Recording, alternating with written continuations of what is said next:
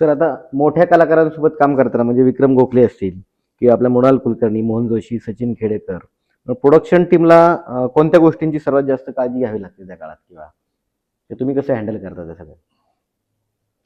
खरं सांगायचं तर मी जेव्हापासून काम करतोय तेव्हापासून हे मराठीत फार कोणी असं हे केलं नाही. हे जे नाव आहेत हा, मग त्यावेळेस काय तसं स्टारडम किंवा असं काही नाही सुरुवातीच्या म्हणजे आहेत? यांच्या गरजा सुद्धा आहे ना एक Basic. लिमिटेड असायच्या आणि त्या फुलफिल केल्या की ते खुश असायचे अच्छा, हा. की मला म्हणजे व्हॅनिटी सारखी जी गरज आत्ता आहे बरोबर. त्यावेळेला नव्हती. त्यावेळेला एक साधी कुठली रूम जरी असेल तरी त्यांना चालायची. बरोबर आहे.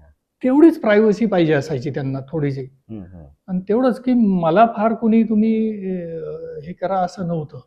ही सगळी नावं आणि विशेषतः मराठीमध्ये अजूनही ते फार मला दिसत नाही तो टँट्रम किंवा स्टारडम जो आहे तो हे लोक आपण काय म्हणतो एक परिवारासारखे अजूनही आहेत.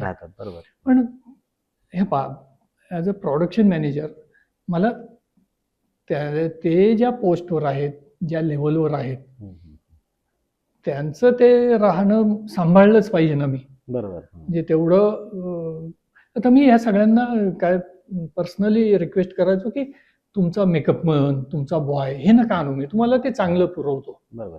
आमचा मेकअपवाला चांगला आहे, तुम्हाला मी माझा स्पॉट बॉय एक स्पेशल तुमच्यासाठी देतो.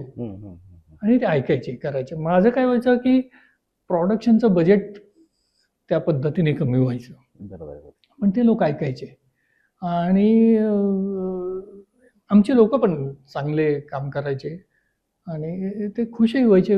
काही ॲक्टरने तर त्यातलेच लोक मग पुढे कंटिन्यू केले की माझा बॉय म्हणून काम कर, माझा मेकअप म्हणून काम कर. बरोबर. असंही घडलेलं आहे.